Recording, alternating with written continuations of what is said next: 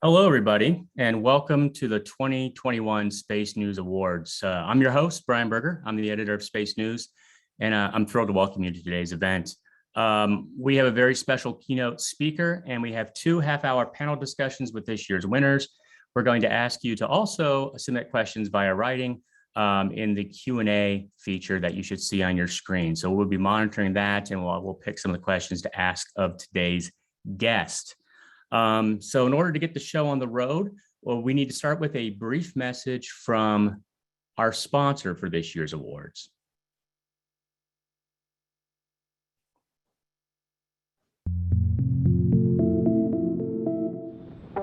T-minus 15 seconds. 5, 4, 3, 2, 1, 0. Ignition and liftoff.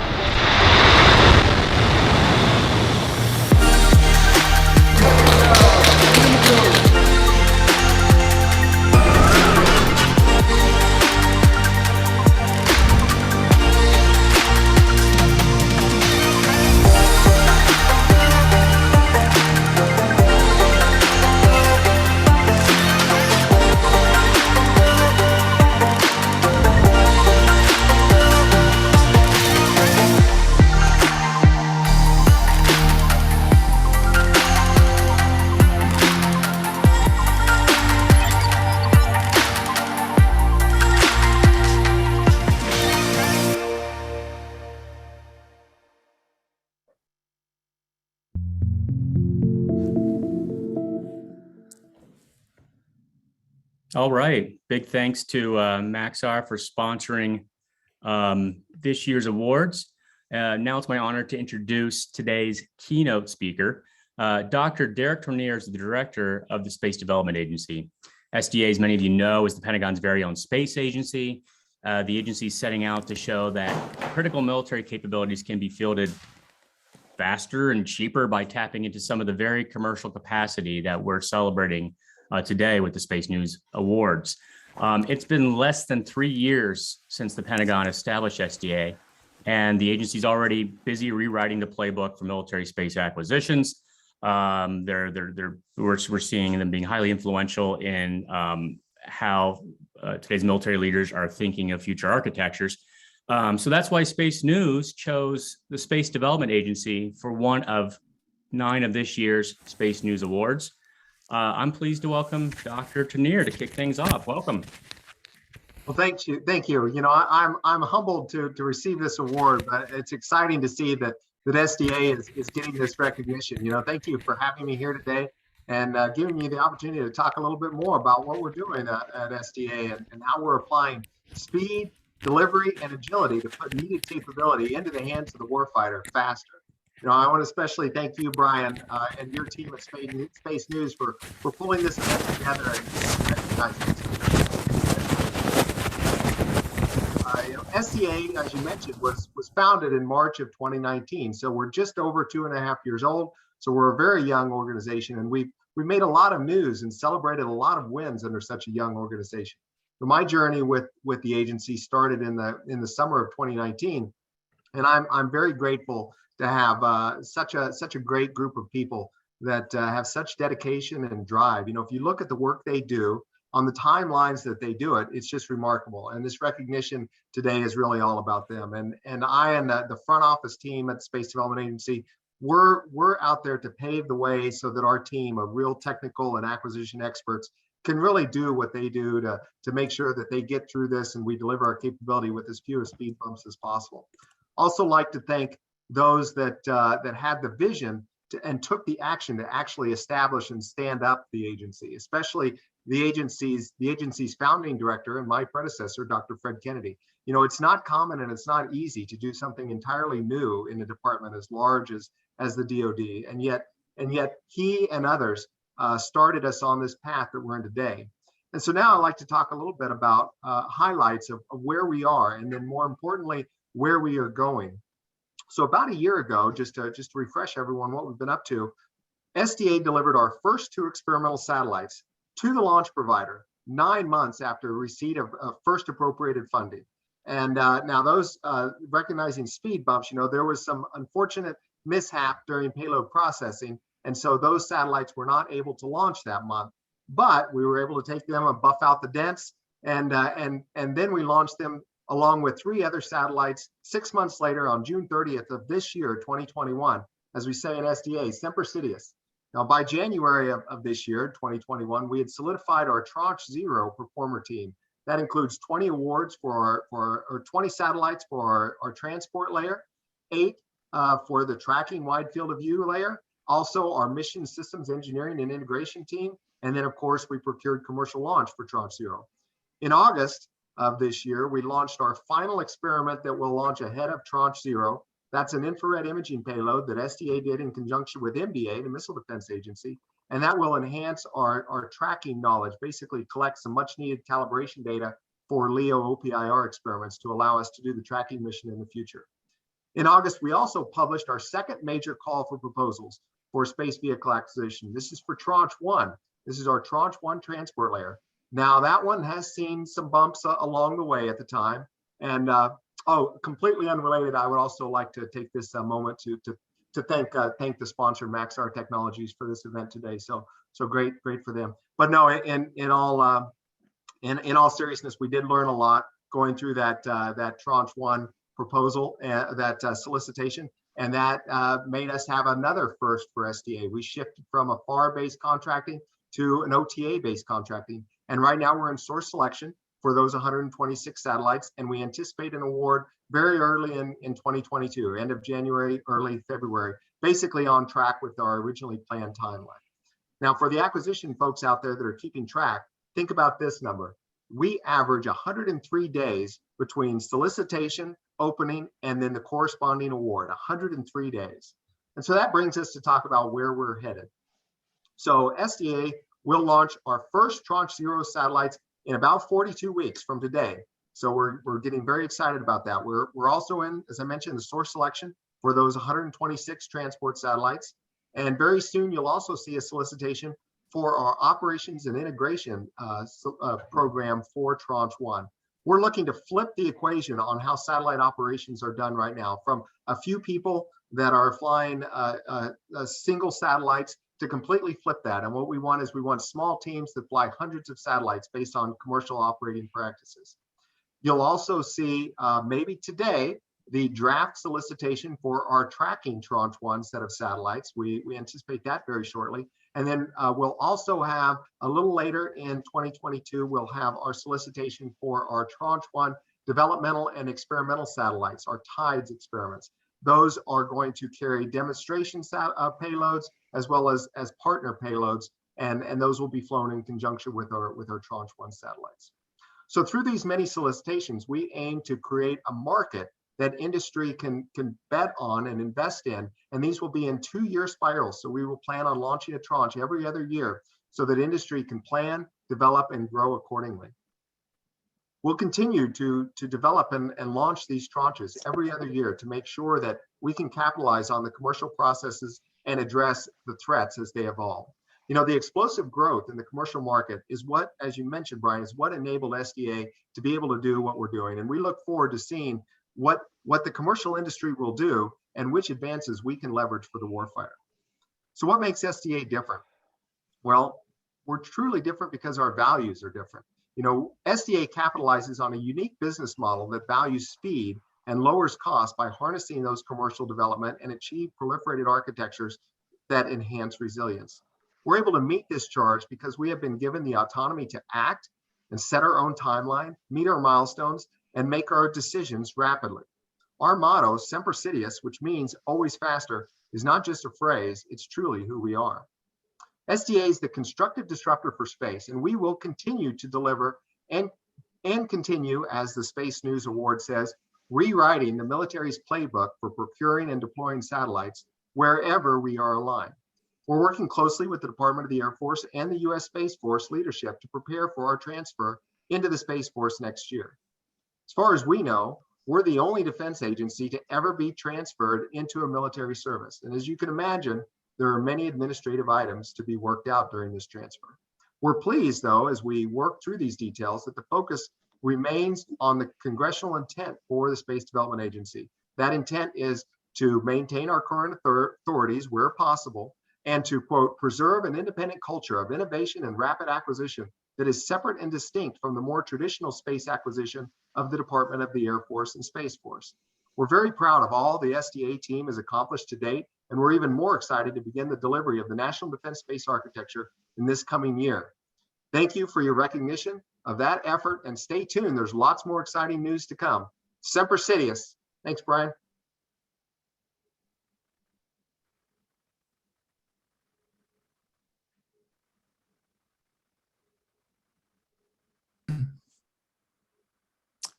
Hey, Brian, you may want to unmute.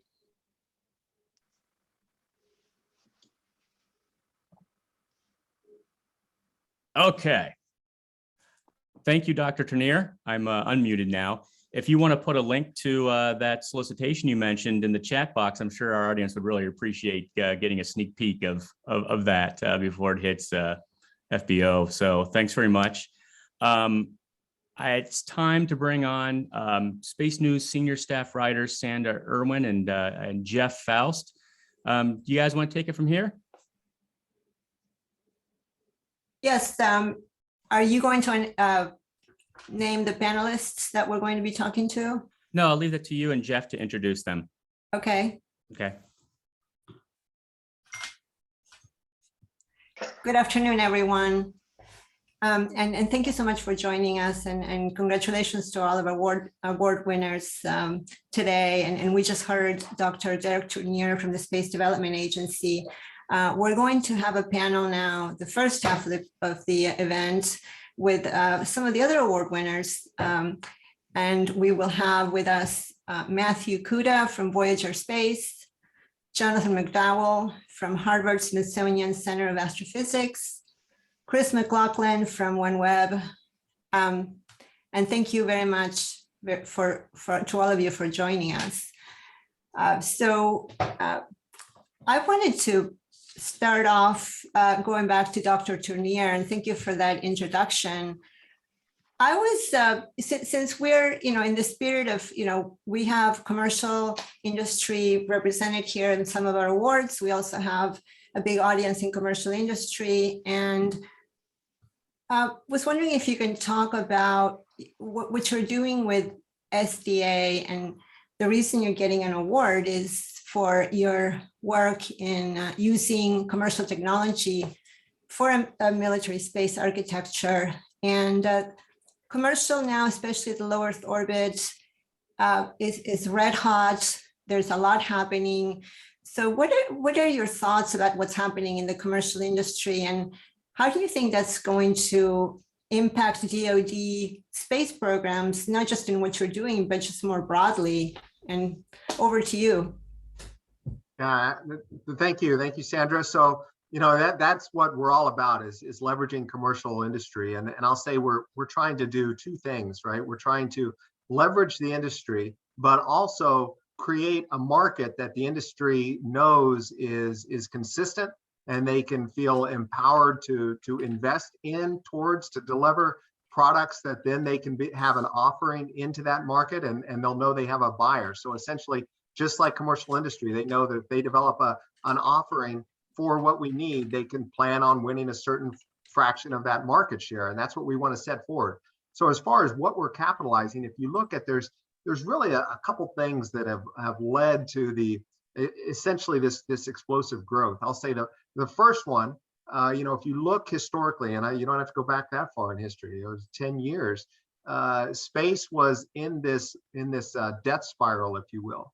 Spiral where it cost so much to launch a satellite that you needed to make sure that you engineered that satellite to last at least a decade, if not more, because by the time you amortize the cost of launch in, you had to amortize that over a decade to make it worthwhile.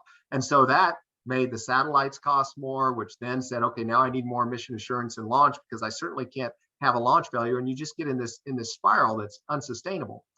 What broke out of that spiral is essentially the launch industry, and the launch industry driving the prices down. And it's, obviously SpaceX is the big one, but there's a whole lot that now of investment and development and opportunities out there that have really driven the price and the access to space down. And that allowed the industry to go from this death spiral into a true spiral development model. So now, amortizing that cost of launch out, you can certainly make that worthwhile over a period of a few years. So now you can develop your satellite systems to where they don't have to have the mission assurance to last decades. They can last, 3 to 5 years, and you can start to make a worthwhile business out of those capabilities. So that made the space community come together and start to develop satellites that could operate in low Earth orbit, that could be commoditized, because now you can launch dozens, hundreds, thousands of these satellites. So that propagated through an entire supply chain, where now you had tier 2 and tier 3 providers that are making spacecraft components, that it all has become commoditized, which makes it very affordable and very easy to scale. And that's what SDA is looking to capitalize on.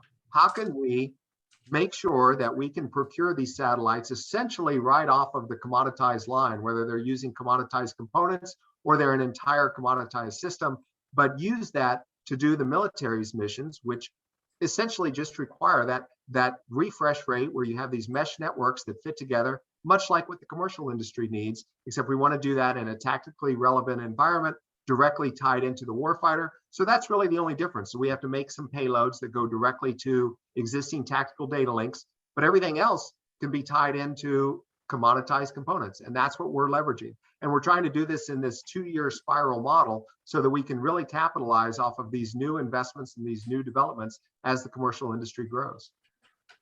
Thank you very much, Dr. Tournear. And these, of course, are exciting times. My colleague, Jeff Faust, covers a lot of new developments in the industry, and he's got some questions for some of the other panelists. Over to you, Jeff. Thanks, Sandra. Yeah, I want to turn now, that since we've heard from the government perspective, want to hear the commercial perspective of what's going on from our two representatives from industry. Matthew Kuda, who is the president and COO of Voyager Space, which has built up a diversified space company by acquiring a number of space ventures and is planning an IPO. Matthew's sitting in for Dylan Taylor, the CEO, who has a good excuse. He's preparing for going to space later this week on New Shepard. So that's a good excuse for missing out on a panel. And Chris McLaughlin, who is the chief of, make sure I get all this right, government regulation and engagement at OneWeb. And Chris is filling in for Neil Masterson, who is the CEO and the award winner, who could not be with us today. So I want to hear from Matthew and from Chris, your perspective. This year has been very active in commercial space. We've seen a lot of private investment continuing to flow into the industry. We've also seen a growing amount of exits in the forms of SPACs and mergers. And so I want to hear from you in terms of where you see the industry, and can the industry sort of sustain this pace of growth and activity going into next year? Yeah, thank you, Jeff. Thanks for the opportunity for this award. We're very excited at Voyager.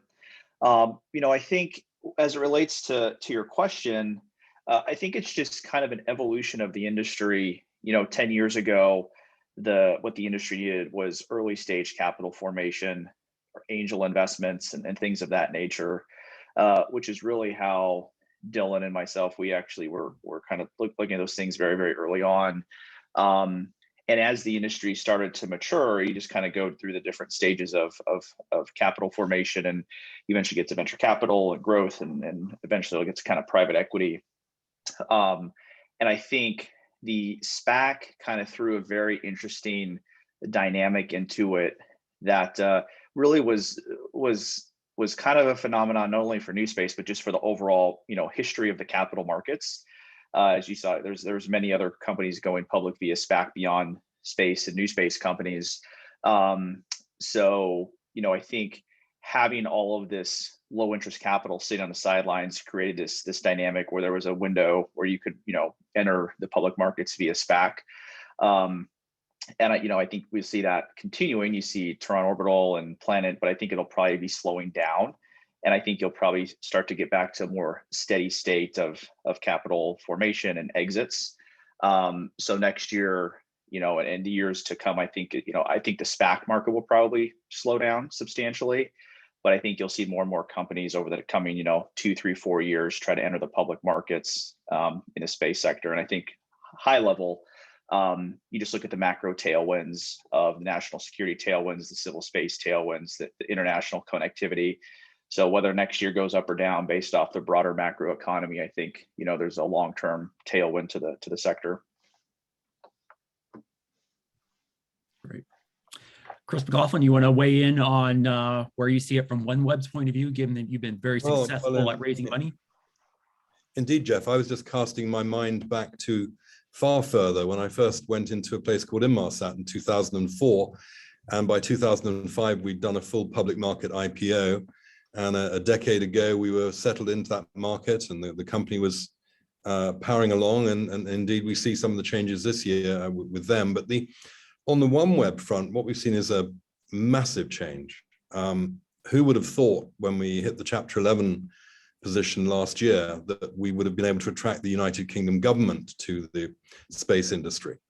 Certainly the conversations that were had at the beginning of March as COVID hit seemed to suggest that the financial markets were closed to us, that we were going to be a casualty of the process. But I think that what happened was that there was a gradual realization that for the world now, space is mission critical, space is critical national infrastructure. And certainly for the United Kingdom, the view was, if we don't do something about this, it's gone forever. And if we don't actually ask ourselves, are we a spacefaring nation, and come up with the view that, yes, we should be, then we're going to regret it. And a very extraordinary thing happened in that what began as do you think we could have a COVID loan while we ask for the financial markets to catch up and realize what an asset this is, became actually, we think we'd like a piece of this. A very extraordinary piece of change of heart, not something that UK government usually does. It doesn't pick winners. It tends to say, well, we'll let the market speak. But on this occasion, the infrastructure advantage and the ability to grow technology and to have a place in space for decades to come was just too compelling. And the combination of UK government thinking put together with conversations they were having across the Atlantic, also focused together with Bharti Airtel's experience of running technology to bring together a unique circumstance. And that circumstance was, we're a government, we want to stay in space, and you're Bharti Airtel, and you know how to do technology and you know how to do telecoms, let's get together. That created a virtuous circle.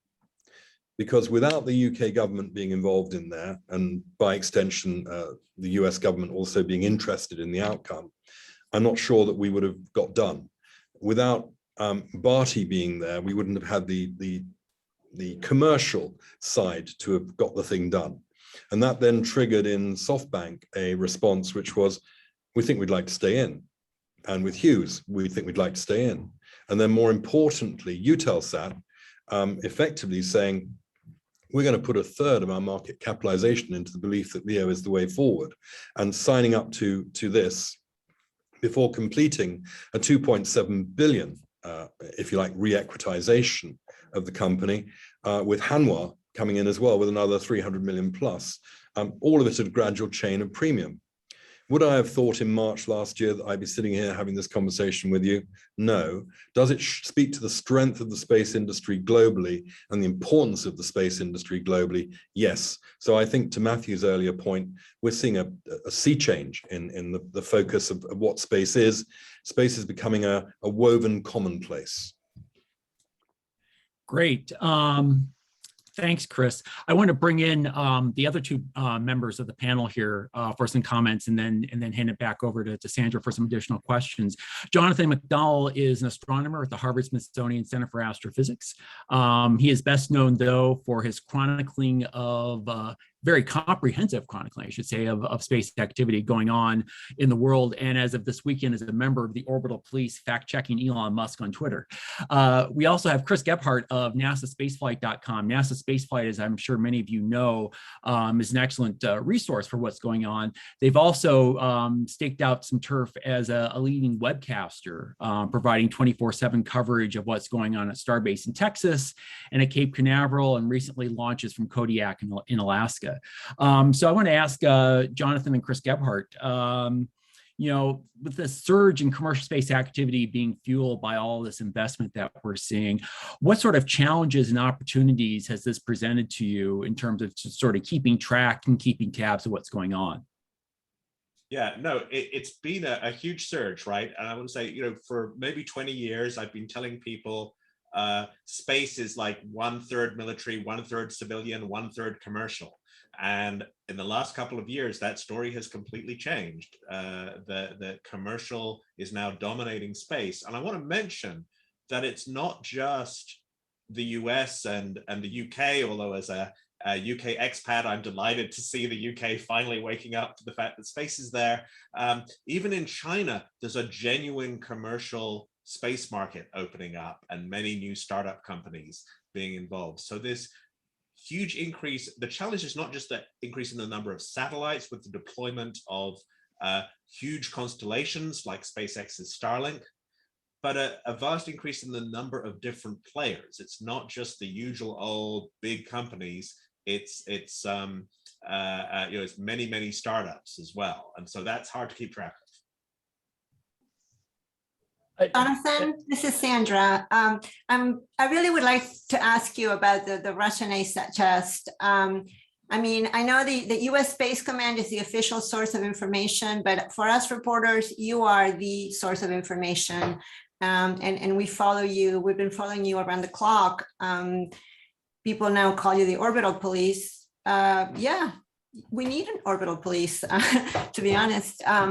But walk us through what happened when you woke up that day, and do you think the government is doing enough to keep people like you informed about things like these kinds of events that are just so impactful? Well, the US government is I think the leader in providing publicly available space tracking information. And what I really would like to see is other countries stepping up to that mark. We really need an international space situational awareness community that doesn't just depend on the excellent work that the Space Force do. So I, my attitude, right, is I come from a sort of international background where I don't want to privilege the US or other countries. I don't want to privilege one company over another.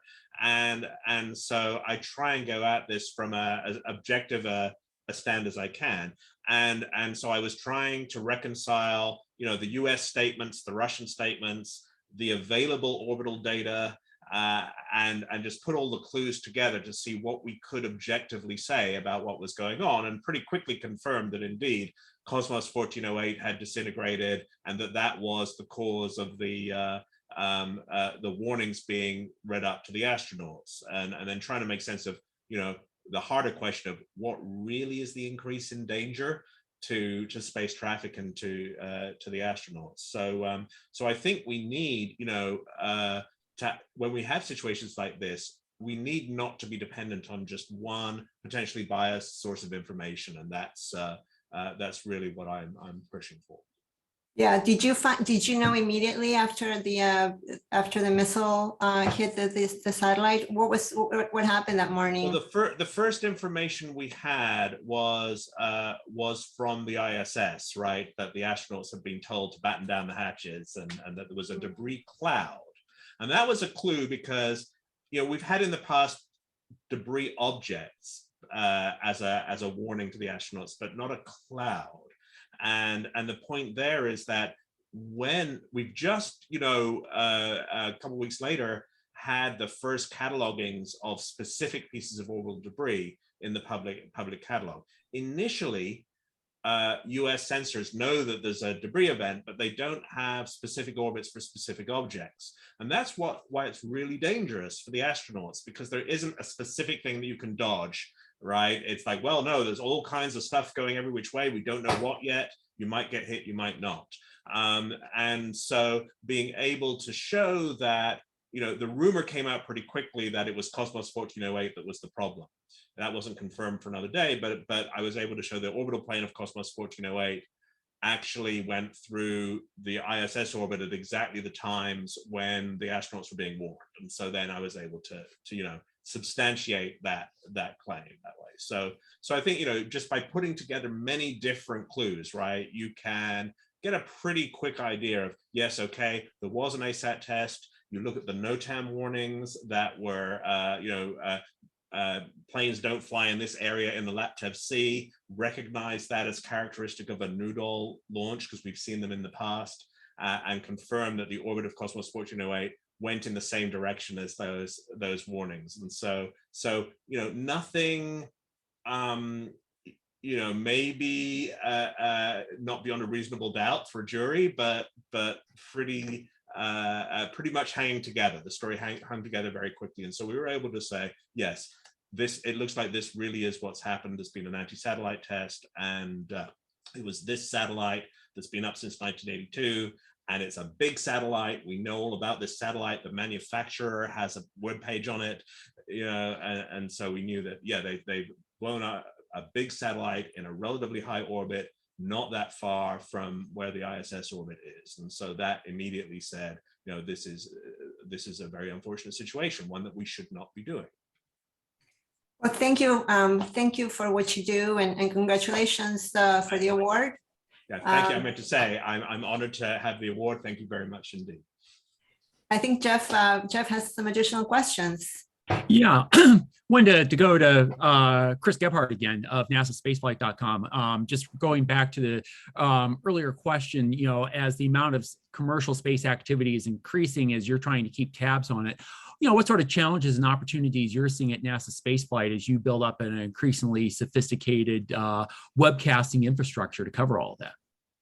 Yeah, I mean, one of the biggest challenges is exactly that. There's so much going on, I mean, not just in the realm of commercial space, but in government space as well, that it's become impossible for one person to keep track of. And this is where building a team, really comes in handy for the people who can focus on specific tasks of, like people like Mary and Nick, who are out there every day filming in Boca Chica, and people like Das and Michael, who put together the productions, and all of our team of 13 writers. It's a reason we're able to cover a day where there's a Russian launch, a European launch, and major testing objectives going on out in Boca Chica. And you have to develop a team that you trust, and a team that can really just execute exactly what they know they want to do. And I think a lot of that comes to the idea of passion and being, not just knowledgeable about this, but really wanting to share the message of what's going on in the various realms, because it is very fascinating as the commercial realm grows. And one of the opportunities that we've obviously seen and exercised is that ability to partner with Astra to help bring some private companies and commercial companies' missions to the world. And I think we'll all definitely remember the rocket that went sideways and the recovery that happened, but sort of working with that level of transparency and helping to get that out there is one of the opportunities that came up. But I think just like in the space reporting world, right, a lot of the successful companies have their niche, right, in what they do, reporting on policy news or hard, engineering news, or doing deep dives, or sort of covering, that niche that we find is very similar to what I feel the commercial industry is needing to find right now. And Chris, you were talking about how OneWeb was able to find that from the funding perspective and with the UK government. And I think that's an excellent example of how what we're seeing in the commercial space industry really translates to journalism as well right now.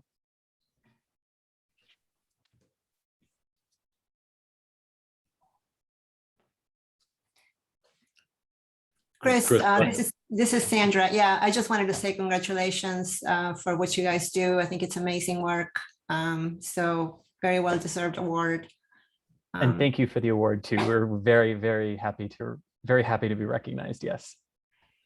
I wanted to go to Matt Kuda really quickly for a question, because what Voyager Space is, I know a lot of people don't understand exactly, how it's different from other companies, but it is very different because of your business model. So since we have the Space Development Agency here on the panel, I was just wondering, Matt, if you can talk about what does the commercial industry today expect from the government? I know, everyone wants government contracts, but maybe not.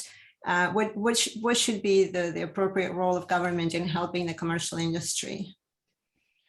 Yeah, thanks, Sandra. I think a couple thoughts. I think one thing that, as we talk to lots of different companies, they like consistency, to know that when they're told something by someone, they're going to be able to get things done at the time that they said, because we ran into this like during COVID. Companies we owned and companies we were looking at were told one thing, but then people were working from home, and then everything came back to normal, and then someone goes on vacation. It's something as simple as that.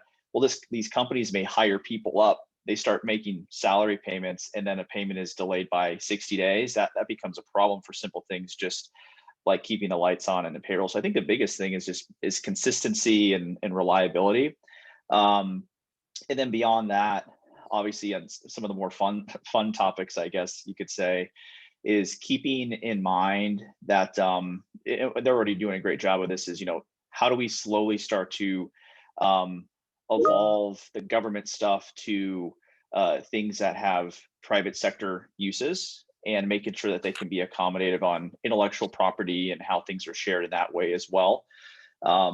Because if the budgetary winds change left or right, if you have a solid business plan, then I think you can stay afloat regardless of the environment. And part of that's up to the entrepreneur as well, and up to the business leader to identify those dual use cases. So I think those are just a couple thoughts there. I wanted to get Derek Tournier's reaction a little bit. Do you think the government, DoD in your case, can be a reliable customer? I know things, change, budgets change, priorities change. How do you provide stability? Yeah, that's an excellent point, and that's kind of the SDA model that we're trying to convey to the market, and that is that we will provide this stable market. That's why we've been so determined. When we put milestones out there, we put dates, we hit those dates with the solicitation, source selection, and we push for that, because I'm expecting the performers that are on my Tranche 0 contract 42 weeks. You four listening, 42 weeks, and we're going to have our first launch. But I expect them to deliver. They should expect SDA to deliver when it comes to payments and contracting as well. And so that's our goal, is to show that we can do this, and we can get this up there every other year. Now, as far as obviously there are a lot of pieces of the machine that have to come together to make this work. So it's not all in SDA's control. And so what we do is we convince our stakeholders, which are the senior leaders at the Pentagon and then the leaders in Congress, that we can deliver on what we say, and that's a teamwork between what SDA is doing and what our performers are doing, and that we will be able to provide these capabilities. And so far, people have been very accommodating to give us what we need, because we've had that ability to be consistent and a reliable, not only a reliable funder for the industry, but a deliverer of these capabilities. And so as long as we keep that up, I think we'll continue to get support within the department and within Congress. And so we'll be able to continue to have these tranches every other year. And that's the consistent market that we're trying to establish. Great. Well, thank you for being with us today, and congratulations again for the award. Thank you. I think we have a few minutes left, so I'll kick it over to Jeff for some additional questions. Yeah, I wanted to have a couple of questions for Chris McLaughlin. We talked earlier about the Russian ASAT test, and we've seen some of the data. For example, some of the data that Jonathan McDowell has provided is showing that some of the debris is being thrown up into fairly high orbits. Has that affected any of OneWeb satellite operations? Have you had to maneuver any of your satellites yet to avoid any of that Russian ASAT debris? No, there's been a small amount that's gone up to 1200 where we are, but nothing like what there is at 550, 600. And we very, very much appreciated all the information that we got out of the US. As you know, we don't have the capability in the UK at the moment, although they're talking about it. We have not been affected. We haven't had to move out of the way. That doesn't mean that we won't be. It doesn't mean that we're not reliant on our own engineers and on the industry as a whole. So, I mean, this is one of the most interesting things about everything. The whole space industry is so interrelated now. I mean, when we're flying our satellites and flying them through for a launch, we're discussing with our friends at SpaceX on the route through, how we're doing, what we're doing, anticipating with them, and they do a brilliant job sort of partnering with us. And that's the thing. It's a small community, but a talented community. And if I had one wish for Christmas, it would be that there was an English SDA that could make my life even vaguely as smiling as obviously is happening over in the US at the moment. I'm going to plead for it at the Select Committee on Wednesday. All right. And then also, what can we expect from OneWeb in terms of providing commercial service? Now, you talked about starting commercial service at latitudes above 50 degrees north this year. Where do things stand with that? So we've begun. We begun in one of the colder places in Alaska, and we've begun our beta testing there. We're getting good performance out of the initial terminals that are there. They are dual parabolic Intellians, so they're more of a sort of industrial scale, and we're using them with remote communities around Akiak and places like that. Very encouraging. I would say that, as with all these things, it takes a couple of months to bed in and get all those things working, but we're really thrilled that the first place we've got it going is Alaska. Yeah, and so we can expect to see more tests in other northern locations? There are tests going on in the UK, there are tests going on in Norway at the moment, there are tests going on in Canada. So exactly to our plan was to get the 50 degrees covered and then begin to fill in the next bit. It's the next 34 satellites go up on the 27th of December. We got 358 up at the moment, keep our fingers crossed. And we see ourselves a bit like the tortoise and the hare. We're taking a steady path to try and be complete by the mid-year of next year. All right. Great. Jeff and Sandra, there's quite a few questions from the audience, and one that's a repeat question has to do with the CR that Congress just passed and how that might impact some of the activities that Dr. Tournear has laid out, whether it's going to impact Tranche 1 solicitations, whether it's going to impact their ability to do an OTA, both going through February on a CR, and then the question is, what if we end up with a full year CR? If we end up with 2021 funding levels through September of this year, how much of a monkey wrench does that throw into SDA's plans? I guess we'll just put that to Dr. Tournear.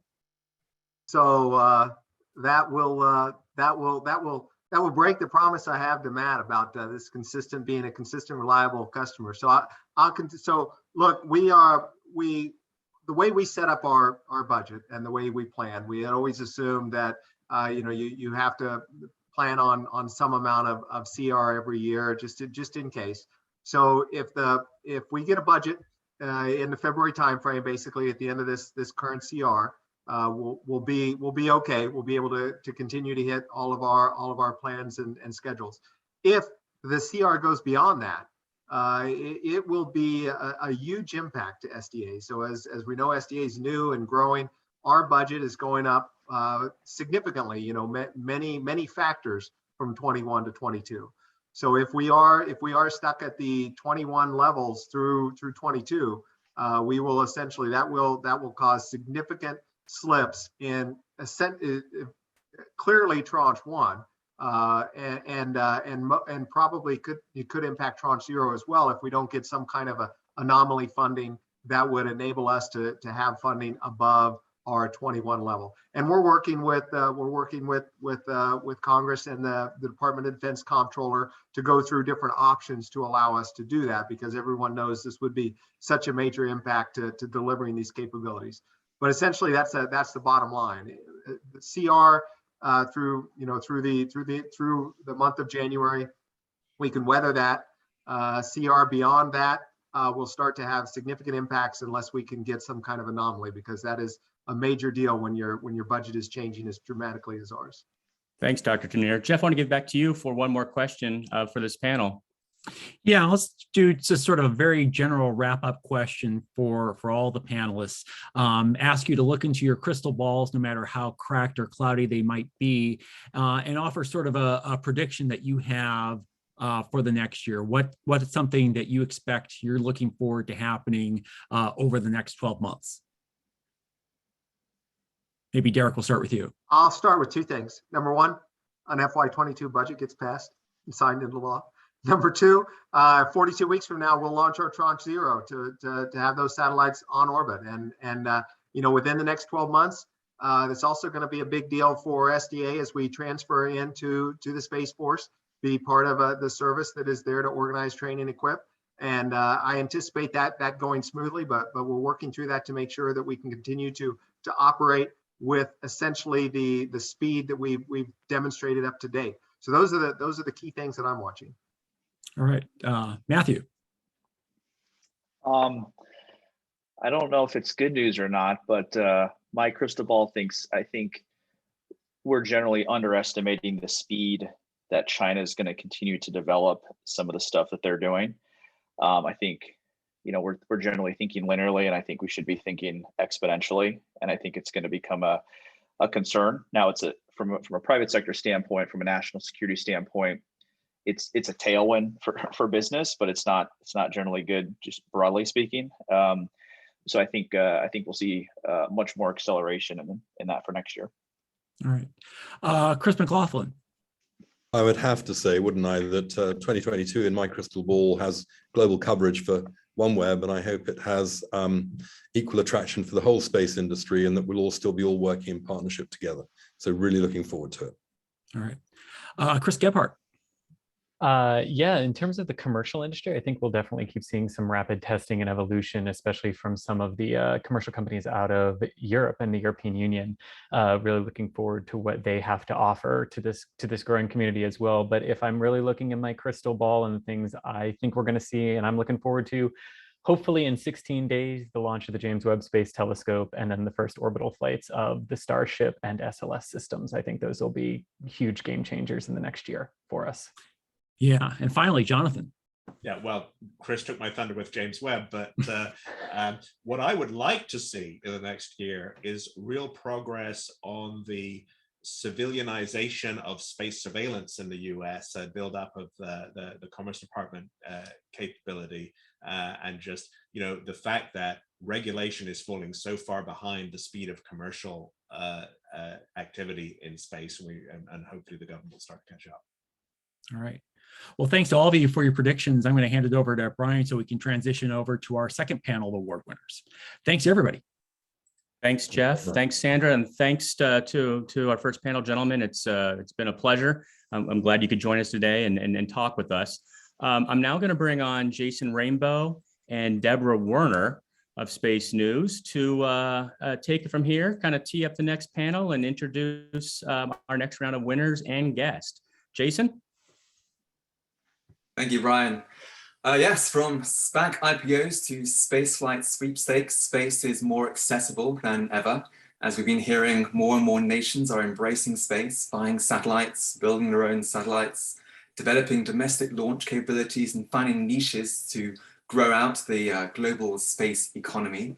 But still, the space sector faces a diversity problem at the same time as intense demand for talent. Our guests on this panel are picking up SpaceNews Awards this year for how they are helping to address those issues through inspiration and outreach. Tiffany Lockett is an engineer at the NASA Marshall Space Flight Center and a co-founder of the Patty Grace Smith Fellowship, an internship and mentorship program for Black students seeking aerospace careers. Mimi Ong was the project manager for Ingenuity, the Mars helicopter, where she may have single-handedly encouraged a lot of young women to pursue work in the space sector. Mimi recently left the Jet Propulsion Laboratory, is now working with Amazon's Project Kuiper. Chris Hanks Sibrowski is the Lockheed Martin engineer who spent 3 days in low Earth orbit on the all-civilian Inspiration 4 mission, which raised over $200 million for St. Jude Children's Hospital. And Chris Bosshausen, Planet co-founder and partner at venture capital firm DCVC, traveled to space on a recent Blue Origin New Shepard flight. Blue Origin, of course, flew the oldest astronauts and the youngest until Inspiration 4 broke that record. So welcome, everyone. And with that, I'd like to give the floor to my colleague, Deborah, to kick off this discussion. Thank you, Jason.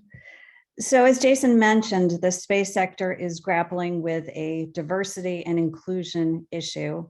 And a Space News Award this year is recognizing the Patty Grace Smith Fellowship for helping to address that.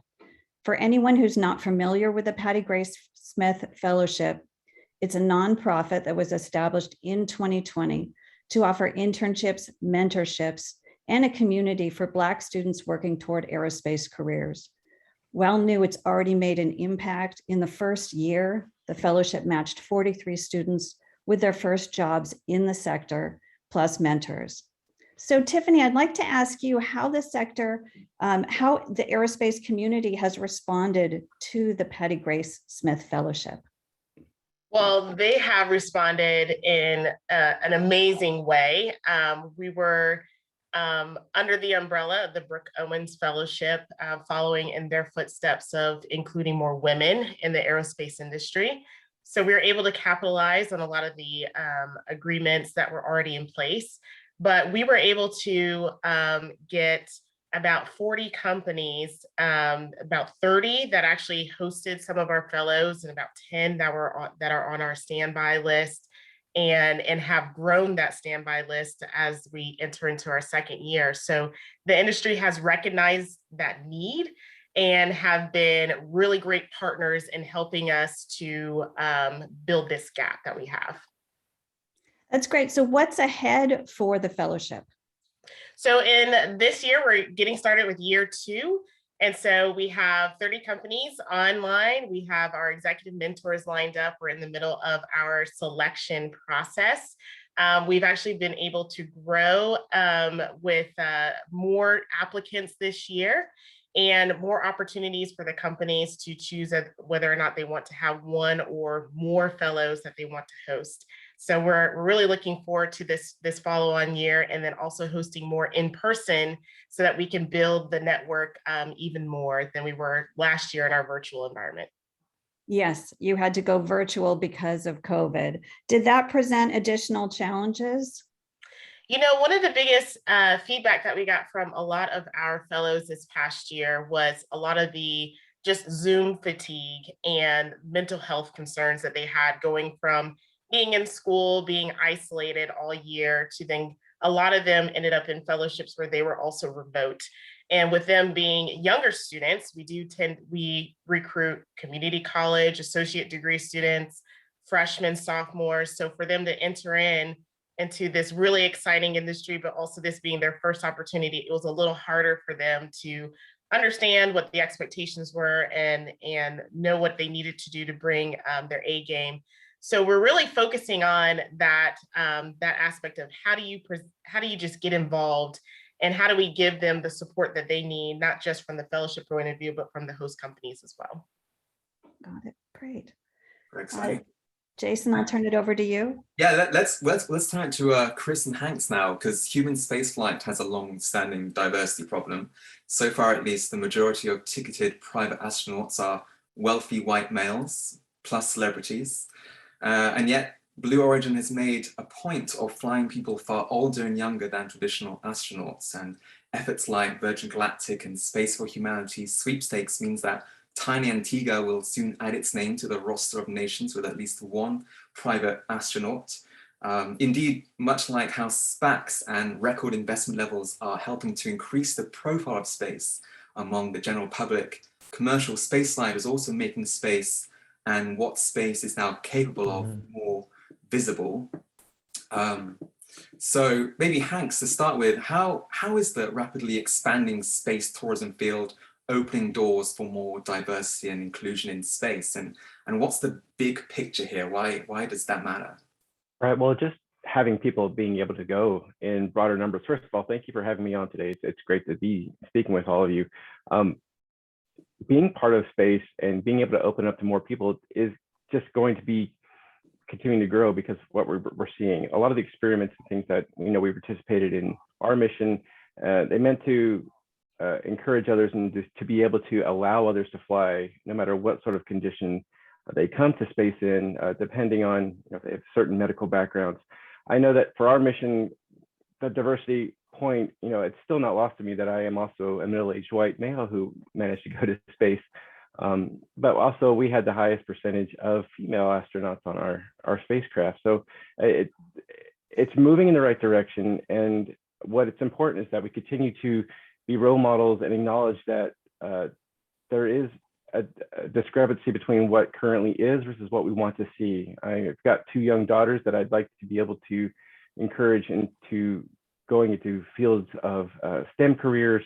And it matters to them being able to see people that look like them in fields that will be encouraged, in fields that excite them. I know being part of this whole experience this past year was huge for my own daughter, being able to see other women, in engineering fields as astronauts, as turning wrenches, building rockets. It was hugely important. So not only can we just talk about it, but it's, being able to be active as an ally to kind of encourage people to say that this is a safe place that you can be a part of and encourage that diversity.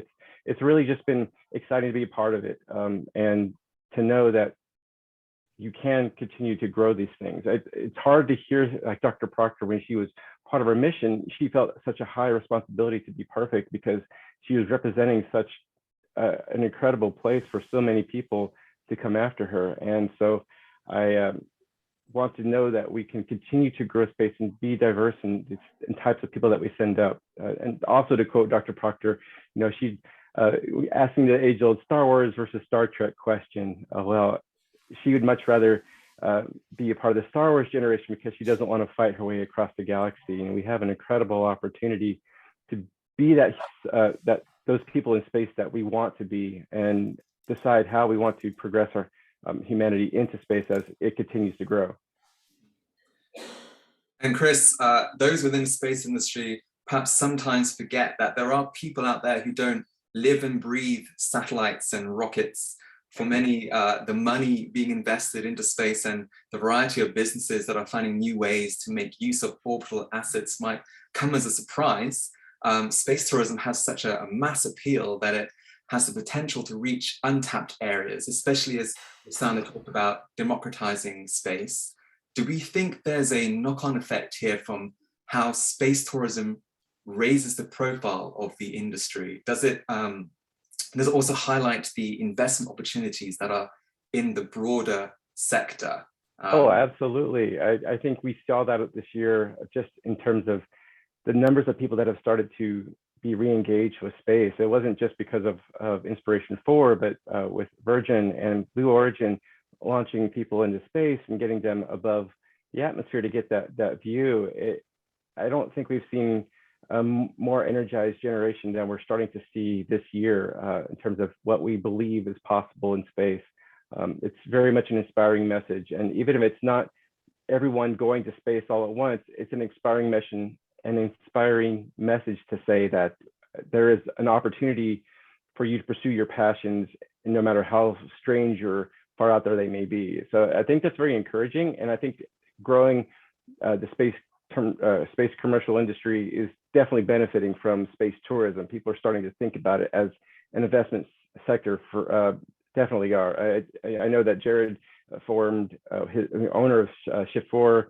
He's partnering with SpaceX for Starlink. I think those types of things that are connected, although loosely, to human spaceflight, it continue to show how dollars spent on space travel and space tourism and commercialization of space and anything you invest into space continues to show a ripple effect to those folks on the ground. And so it's very much a worthwhile investment opportunity, just because there are so many side industries, as we've talked about for decades, that benefit from every dollar we've invested in space.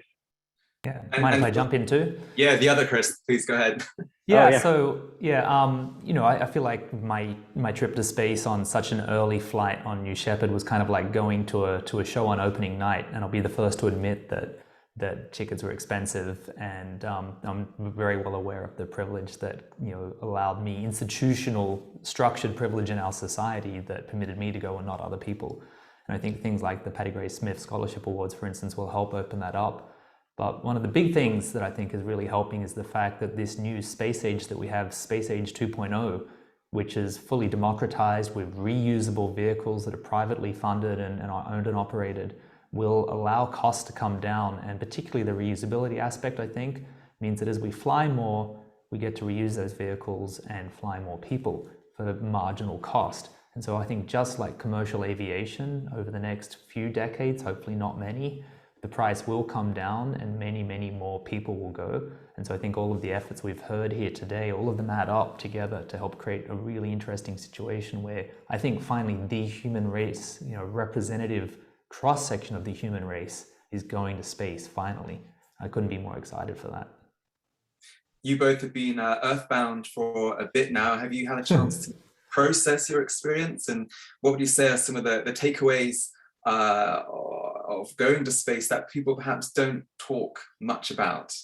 I'd be very curious about Chris's experience versus mine, because on my flight, because it was so short, I feel like I experienced the shock of being in space, but I didn't have any time to get used to it. And so I went up, got shocked, came down, and I'm still shocked. And it's very, even looking at William Shatner's experience on my flight, he was, I think, even a better example of what it's like when we take an outsider who doesn't know anything about the space industry and in a 3-day period train them and put them in space. I think his transformation is kind of exciting, and I'd love to share that with more people. But yeah, Chris, tell me about your experience. Right. Well, I agree with you with that. It was amazing to see that Shatner's experience and then the way he was describing it was so incredible just in those few short minutes. I think also just from our crew's perspective, it wasn't just a few short minutes. We spent 6 months, 3 very intense months, preparing for this flight, and then 3 days in space. And so our whole lives were disrupted. And I think coming back to a sense of quote unquote normalcy is a challenge. And I don't think that I'll ever be normal, nor do I think I want to be from what I was experiencing before. It's just too much to share and experience with others that from what we saw and what we enjoyed in space. So I know, for looking at Haley's example too, Nova, she's a physician assistant at St. Jude and knew very little about space. That was what her brother was very much involved with as an aerospace engineer. And now she is 100% on board with getting people into space and is part of the SpaceX medical team now. So for me, it's also just understanding what we can continue to do and how can I continue to encourage and promote and help others get to space while continuing to fulfill that mission of being part of St. Jude Children's Research Hospital. I think it's still a part of who we all are, is try and get back to a sense of normal while still knowing that the mission continues, that we still got some great things to accomplish both on and off the earth. Yeah, about that sense of normality, how, as we start thinking about frequent trips to space, how could that change perceptions, businesses, and ways of doing things on the ground? Is this something that extends through society in some way? Oh, I think that's an excellent thought. I think that's where so many people have dreamed of going, where we have frequent trips to space, do industrial manufacturing, or we do some sort of credible science. But having that idea of package delivery to and from space being timely and not just one-off, that would open a world of investment and innovation. So I think there's some incredible opportunities there. I think space has always been treated as something special, but the funny thing is, ever since I was born, I remember just feeling like space, the third dimension of our world, is just a normal dimension. And so I kind of almost relished the normalization of space and it just becoming part of what we as the human race do. And it's not special. Maybe your question in the future will be obsolete because it's just obvious to everyone that space is just part of the expression of the human race and how we do our business and go about our lives. Right. It's the whole idea of, we've had this whole debate of what makes an astronaut this year, right? And well, what makes an aeronaut? Well, we want to get past that question and get to the point of, we're sending so many people, just like we send so many people on airliners today, that once you go into space and start flying regularly, it doesn't matter what you call yourself, you are a person who has traveled through space, just like we are people that fly through the air. It needs to get there, and it will, but it'll take a little bit of time and effort. And that's why you're seeing a lot of investment in larger scale folks like vehicles like Starship, and then having the commercial space station program, so that we have multiple destinations for low Earth orbit as we continue to reach out and go back to the moon and on to Mars.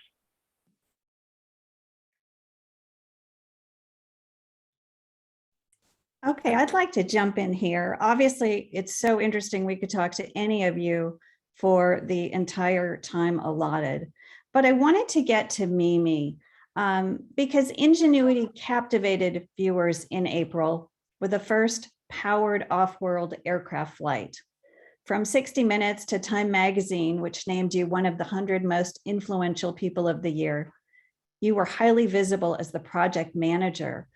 Were you hoping to inspire others to follow paths in space, science, and engineering? Well, first of all, thank you for having me here. It's an honor to receive this award and to be joining you here. You know, for your question, it would be an honor if I could inspire others to really, you know, pursue new capabilities in space, science, you know, technology, mathematics. I think as the, you know, to Chris's, Tiffany, and the previous panel has been talking, this is an incredible times in terms of the technical advancement, right? It's just, technology is growing exponentially. And, you know, we talked about humans getting to space, but to enable all of that, there's a tremendous amount of engineering, you know, science and multidisciplinary, you know, activities, business. I mean, all aspects that really have to be advanced, right? So, to your question, you know, it really is an incredible time, and I would, you know, really definitely like to encourage that, and would like to share something that has always my formula as to how I've moved. I think it's really important to find that intersection, you know, across like what one really likes to do, like overlap with like what you're really good at. And then a third dimension of what you feel like you value is needed in the world. If you really like overlap, you know, what you really love to do, what you're really good at, and what you really want to see the change happen, like grab that intersection and then add in, it takes an exorbitant amount of work, but it's really worth it. Plus the last ingredient, really critical thinking, you know, really is an extremely important ingredient that is absolutely needed. You know, so really find that intersection, put a lot of work, and put that critical thinking. And I mean, it's hard to tell what is not achievable at all. You can really get to make anything that you have a vision for make happen nowadays. So that's what I like to share. Yeah, because it was not clear that a helicopter could fly on Mars. Yeah, and I'll be frank here, you know, in the very beginning, there was a healthy dose of skepticisms, right? It's from what flying at Mars, given that the atmospheric density there is 1% compared to what we have here on Earth, the skepticism of building a vehicle that first has to fly, a rotorcraft that has to fly in this really thin atmosphere, but second, you know, once you even design and build it, it has to survive launch. It has to survive the very harsh Martian environment. And we have to be able to operate it all the way back from Earth. All of that for Ingenuity under 1.8 kilogram total mass, right? That's 4 pounds.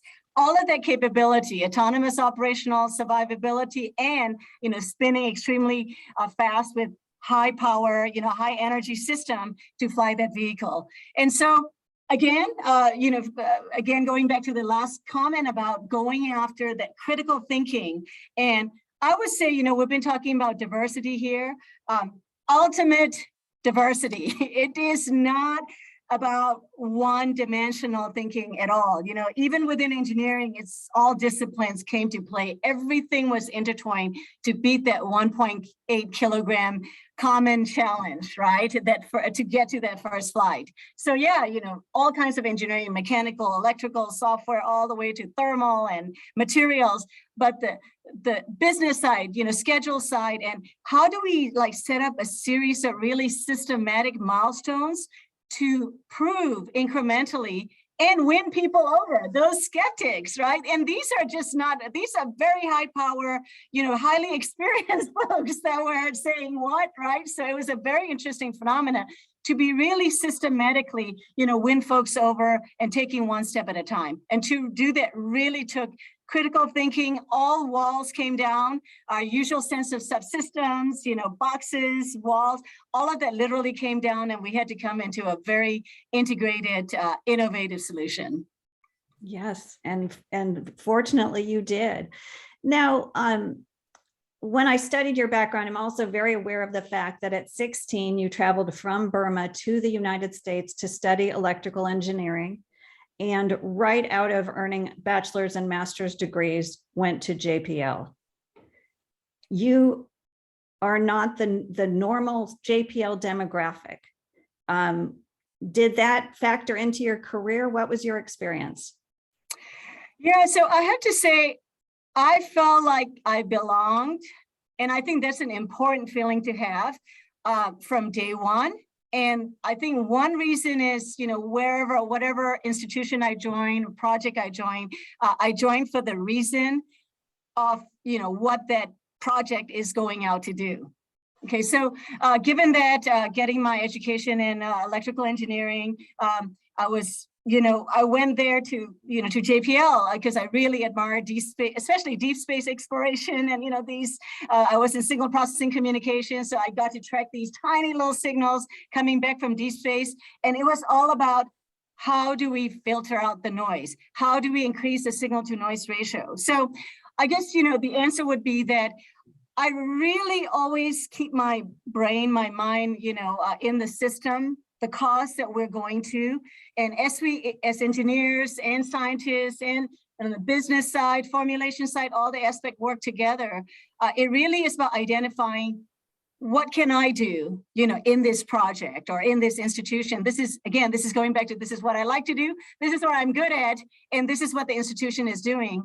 And because I always identified that sweet spot and, found myself, where I can contribute to push the big cause, I guess I have to say I've always felt included.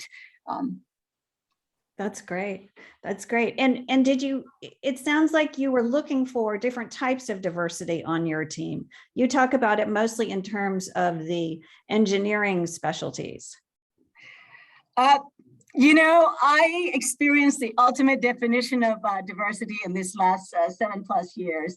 I mean, I tell you that 1.8 kilogram with, having to spin a rotor like 2,700 RPM, right? While, hey, you can't weigh more than this and you can't be more than this. I mean, more constraints than the number of, incredible ratio constraints to what we had to do. And so what I learned is that, being open-minded, technically. So, traditionally, about all the disciplines of engineering and science and how schedules and budgets, they all have to come together.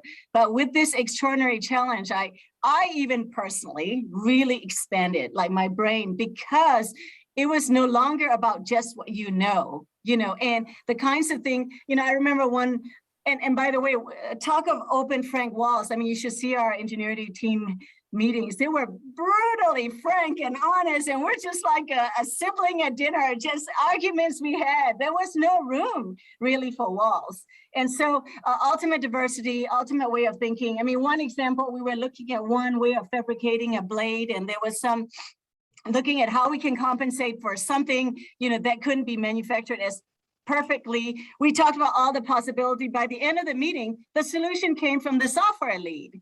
So that was like the ultimate surprise and eye-opening. And I will always value that, because I knew diversity was important, but then I really got to truly experience it, that we came up with answers that you just wouldn't have been able to predict ahead. It just cuts through only when you really think from different perspectives and talk it through and come out with that most innovative and most optimum solution. We're running out of time here, unfortunately, but I just want to quickly jump to Tiffany if I can, because there has been so much progress made in recent years, but we got a long way to go. What are some of the biggest barriers that remain for improving access to space? Really, for a lot of the students, it's just awareness of all the opportunities that are out there. Anytime a lot of these students hear about an aerospace fellowship or internship, they automatically think, oh, I have to be an engineer, or I have to be a mathematics student or technology. And we're trying to challenge our students to think bigger. We're looking for lawyers, we're looking for business majors, we're looking for policy folks. And so really understanding that aerospace is not just, designing a rocket or designing a satellite. There's a lot more to it. And once they understand that, and then once we also expose them to all of the companies, they hear about SpaceX, they hear about Blue Origin, but there are many companies out there that are doing fantastic work and have just as great hands-on experience, and they can be a part of that too. And so giving them that exposure and knowledge, and then taking that back to their schools and telling their fellow students about it, that's really is what we're really excited about, that will get more exposure so that we can get more people involved. Wonderful. Yes, absolutely. As a journalist, it seems every other day there's a new startup looking to do something new and different in space. So there's a lot to do there. Thank you so much. I think Brian might be coming in with the hook. Sure. Thanks, everybody. And congratulations once again. Really appreciate you joining us here this time of year. Glad to see everybody.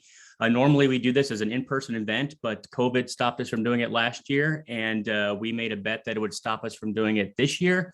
But we hope and pray we'll be back in person in 2022. I want to thank Deborah, Jason, Sandra, and Jeff, not just for doing such a great job moderating today's panel discussions, but for doing such a great job all year long, day in and day out, covering space beats that are getting busier and busier. Our award special is posted online now at spacenews.com. You can read profiles of all the winners. And a final thank you to Maxar Technologies for sponsoring today's event. Thanks again, everybody. Stay safe, have a good holidays, and hope to see you all in person very soon. Take care.